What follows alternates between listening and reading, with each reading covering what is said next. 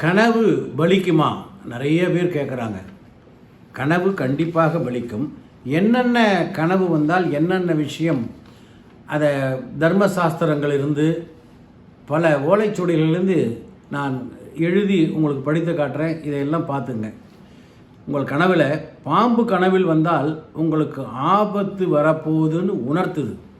அதே மாதிரி பாம்பு கடிப்பது போல் உங்களுக்கு கனவு வந்தால் ஏதோ ஒரு துன்பம் உங்களை விட்டு விலகப் போகிறது.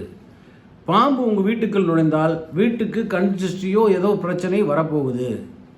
குழந்தை கனவில் வந்தால் சுபம், நல்ல விஷயம்.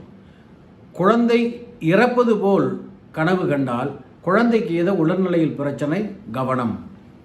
பசு கனவில் வந்தால், பசு கன்று கனவில் வந்தால் வீட்டில் சுபகாரியம் நடக்கப் போகுதுன்னு அர்த்தம்.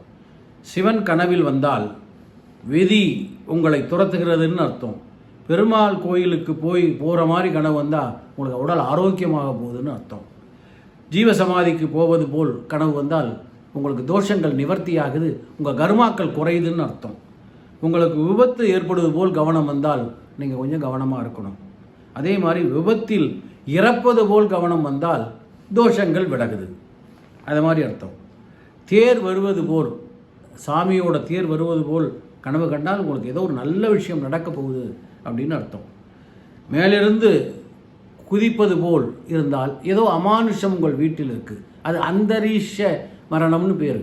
மேலிருந்து கீழே குதிக்கிற மாதிரி உங்கள் வீட்டில் ஏதோ அமானுஷங்கள் இருக்குது, சரி பண்ணுங்கன்னு அர்த்தம். அதே மாதிரி பள்ளிகள் நிறைய சாகிறது மாதிரி இருந்தால் உங்கள் வீட்டில் தேவையில்லாத விஷயங்கள், நெகட்டிவ் ஃபோர்ஸ் இருக்குதுன்னு அர்த்தம்.